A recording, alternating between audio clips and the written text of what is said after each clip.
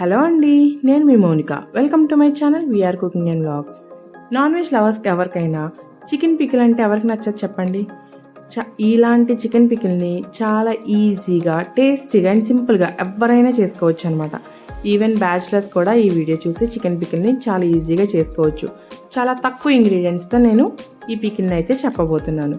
So మీ అందరూ last వరకు skip చేయకుండా వీడియోని అయితే చూసేయండి. దానికన్నా ముందు మన ఛానల్ని సబ్స్క్రైబ్ చేసి ఆల్ నోటిఫికేషన్ని ఆన్ చేయండి. అండ్ అలాగే ఈ వీడియోకి ఒక లైక్ చేయండి.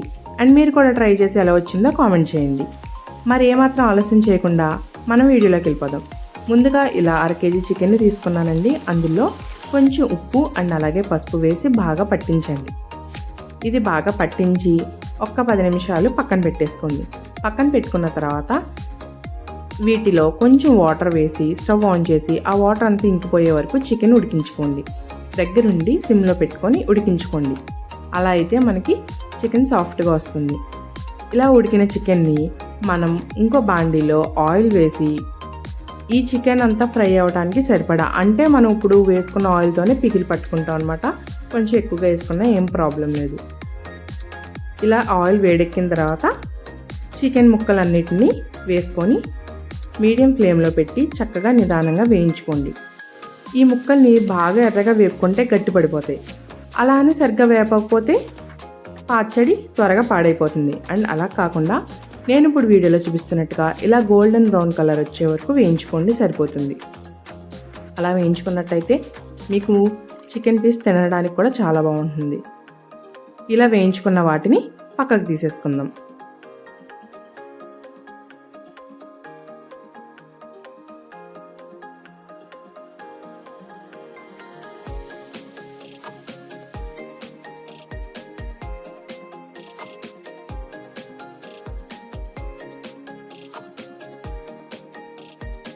ఇలా మొత్తం అంతా పక్కకి తీసుకున్న తర్వాత ఈ పీసెస్ని ప్రస్తుతానికి పక్కన పెట్టేసుకొని అదే ఆయిల్లో అల్లం వెల్లుల్లి పేస్ట్ని 2 టేబుల్ స్పూన్లు వేసుకుంటున్నాను.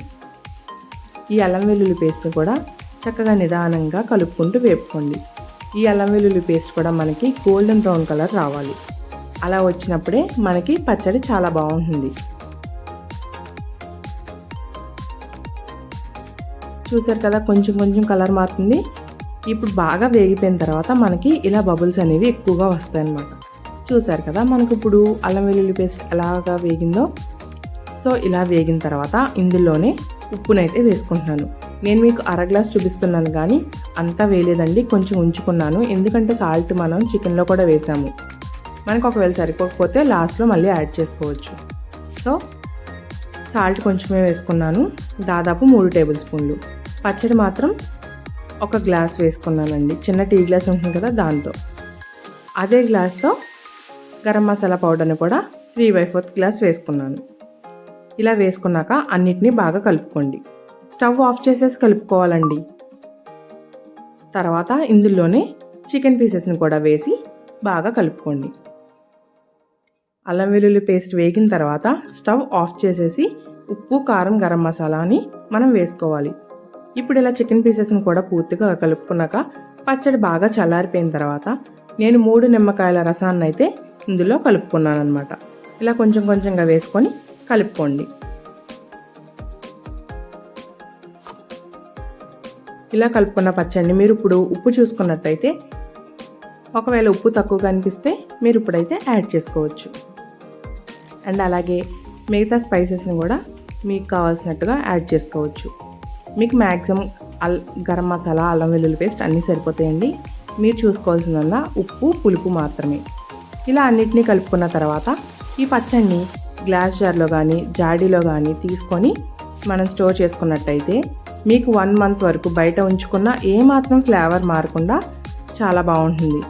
మీరు అంతకన్నా ఎక్కువగా స్టోర్ చేసుకోవాలి, ఒక 2-3 మంత్స్ వరకు అనుకుంటే ఫ్రిడ్జ్లో స్టోర్ చేసుకోండి. చూసారు కదా, చాలా సింపుల్. ఎలా అనిపించింది? మరి ఒక లైక్ ఇచ్చేయండి.